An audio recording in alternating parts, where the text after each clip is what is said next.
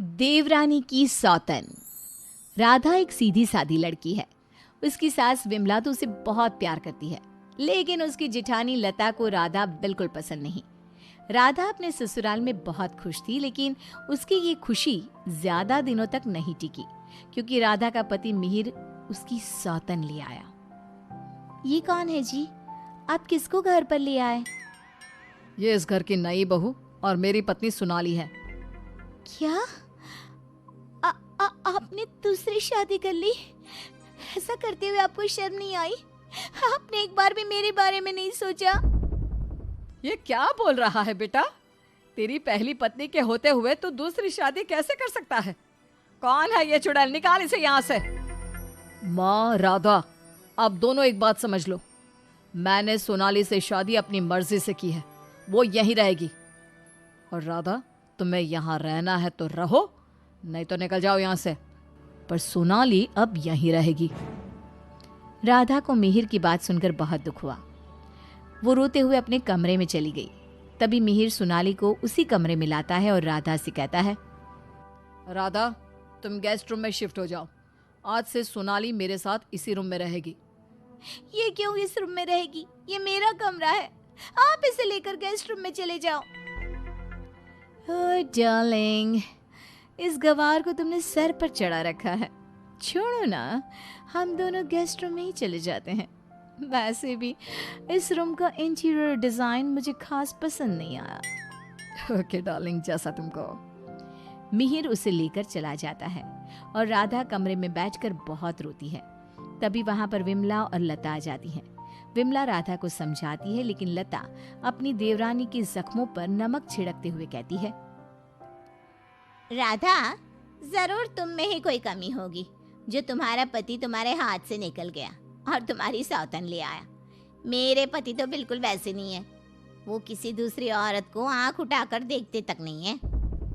हाँ, मेरी ही कमी है कि मैंने उन्हें भगवान की तरह पूजा, उनकी हर छोटी से छोटी बात का ख्याल रखा। मुझे नहीं पता था कि वो मेरे साथ ऐसा करेंगे। लता बहू, ये कोई समय है ऐसी बातें करने का? जाओ, राधा के लिए कुछ खाने को ले आओ। अगली सुबह सब बैठकर नाश्ता कर रहे थे। तभी सोनाली और मिहिर भी वहां आ गए। सोनाली कहती है, डार्लिंग, क्या यहाँ रोज इतना ही ऑयली ब्रेकफास्ट बनता है? मुझे इतना ऑयली खाने की आदत नहीं। सुबह कुछ हेल्दी फूड खाना चाहिए। आज तुम ये खा लो डार्लिंग, कल से तुम जो कहोगी इस घर में वही बनेगा। ओके डार्लिंग, मैं आज तुम्हें अपने हाथों से खाना खिलाऊंगी। सोनाली मिहिर को अपने हाथों से खाना खिलाती है। ये देखकर राधा को बहुत दुख होता है। उसके बाद मिहिर अपने ऑफिस चला जाता है। तब लता सोनाली से कहती है, सोनाली, कैसा लगा तुम्हें अपना ससुराल? अच्छा है, लेकिन यहाँ कोई भी मुझे पसंद नहीं करता। पसंद तो मुझे भी कोई नहीं करता। सब उस राधा के आगे पीछे ही घूमते हैं। चलो छोड़ो इन बातों को, आओ मैं तुम्हें घर दिखाती हूँ। लता सोनाली से बहुत बातें करती है।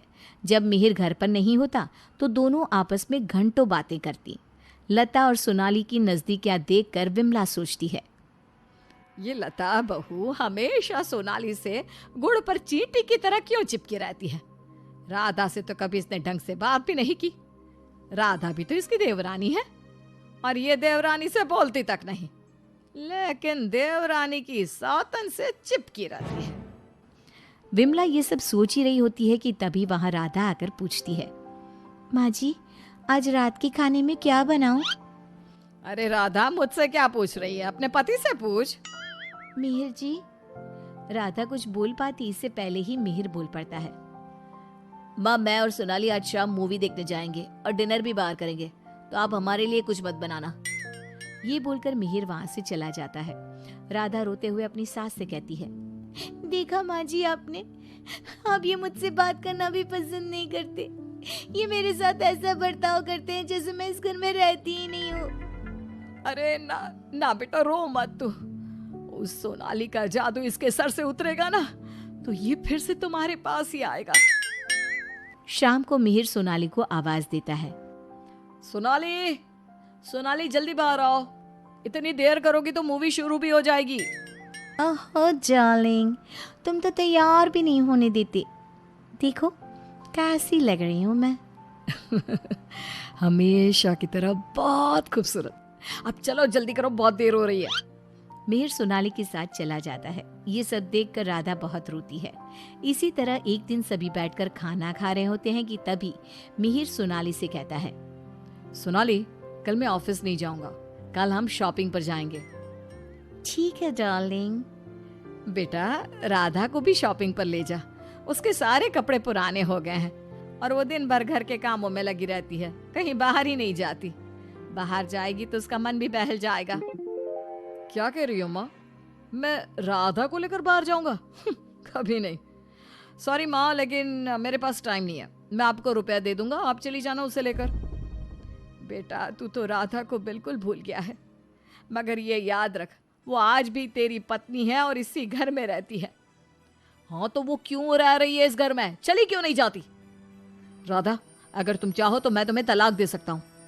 तुम ठीक से सोच लो और अपना फैसला मुझे बता देना। बदले में जो चाहो वो मैं तुम्हें दे सकता हूँ। मिहिर की बात सुनकर राधा के ऊपर मानो बिजली सी गिर गई। इसी तरह कुछ दिन बीत गए। राधा अब बहुत दुखी और चुप चुप रहने लगी। एक रात विमला किचन की तरफ पानी लेने जा रही थी, लेकिन किचन में से बातों की आवाज सुनकर वो बाहर ही रुक गई और सोचने लगी, अरे ये इतनी रात को कौन बातें कर रहा है? ये तो लता और सोनाली की आवाज लग रही है। ये दोनों इतनी रात को क्या बात कर रही है? ध्यान से सुनती हूँ तब पता चलेगा। वो दोनों की बात ध्यान से सुनती है। सोनाली लता से कह रही थी, देख मेम साहब, तेरे देवर को मैंने तेरे कहने से पटाया था, मैंने तेरा काम कर दिया।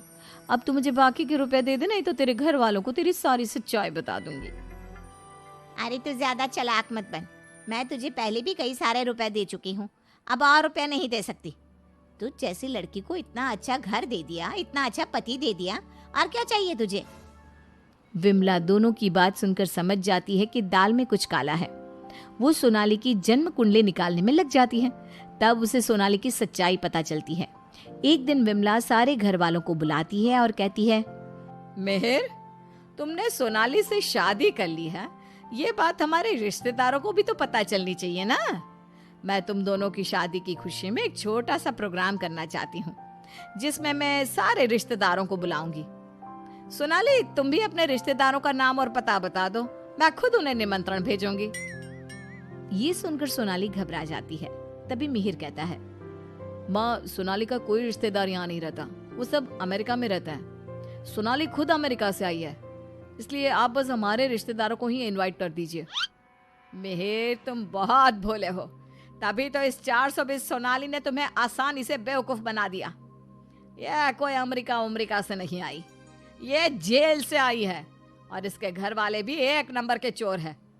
ये और इसके घर वाले लोगों को बेवकूफ बनाकर घर लूट कर ले जाते हैं, और इसको तुम्हारी जिंदगी में लाने वाली है लता। लता, अब तुम बताओ, क्यों किया तुमने ऐसा? हाँ, मैंने ही सोनाली को रुपया दिए थे कि वो मिहिर को अपने प्यार के जाल में फंसा ले और मेरी देवरानी की सौतन बनकर इस घर में आ जाए। लेकिन भाभी, आपने ऐसा क्यों किया? क्योंकि मैं जलती थी तुमसे। घर के सभी लोग और माँ तुमसे प्यार करते थे, मैं तुमसे बदला लेना चाहती थी, इसलिए मैंने ऐसा किया। भाभी, आपको शर्म आनी चाहिए। आपने मेरा घर बर्बाद किया, मैं आपको कभी माफ नहीं करूंगी। सारी सच्चाई जानने के बाद मिहिर सोनाली को घर से निकाल देता है और राधा से माफी मांगता है। राधा, मुझे माफ कर दो, मैंने तुम्हारे साथ ठीक नहीं किया। मिहिर, मैं तुम्हें माफ नहीं कर सकती और ना ही तुम्हारे साथ रह सकती हूँ। मैं जा रही हूँ ये घर छोड़कर। लेकिन राधा, इसमें मेरी क्या गलती? ये सब तो भाभी ने किया है ना, मैं तो बेकसूर हूँ। अगर सोनाली सच में अच्छी लड़की होती तो क्या तुम उसे छोड़ते? कभी नहीं। और इस बात की क्या गारंटी है कि कल तुम्हें सोनाली से अच्छी लड़की मिलेगी तो तुम दोबारा ऐसी गलती नहीं करोगे? राधा अपना सामान लेकर घर से जाने लगती है। विमला और मिहिर उसे बहुत रोकते हैं, लेकिन वो नहीं रुकती। राधा जाते जाते अपनी जिठानी से कहती है, भाभी, आप क्यों उदास खड़ी हो? आपने जो चाहा था वो तो पूरा हो गया ना। मैं जा रही हूँ हमेशा के लिए। अब आप ही इस घर की बहू हैं। अब सब आपको ही प्यार करेंगे, बस। तभी लता का पति विकास आ जाता है और कहता है, नहीं राधा, ये इस लायक नहीं कि इसे कोई प्यार करे। लता, तुम अभी इसी वक्त इस घर से निकल जाओ। मैं तुम्हें एक सेकंड भी यहाँ बर्दाश्त नहीं कर सकता। अगर मैंने तुम्हें इस घर में जगह दी तो न जाने कल तुम हमारे ऊपर कौन से दुखों का पहाड़ तोड़ दोगी। लता विकास से बहुत माफी मांगती है, लेकिन वो उसे घर से निकाल देता है। लता को इस बात का पछतावा था कि उसने अपना हंसता खेलता घर बर्बाद कर दिया।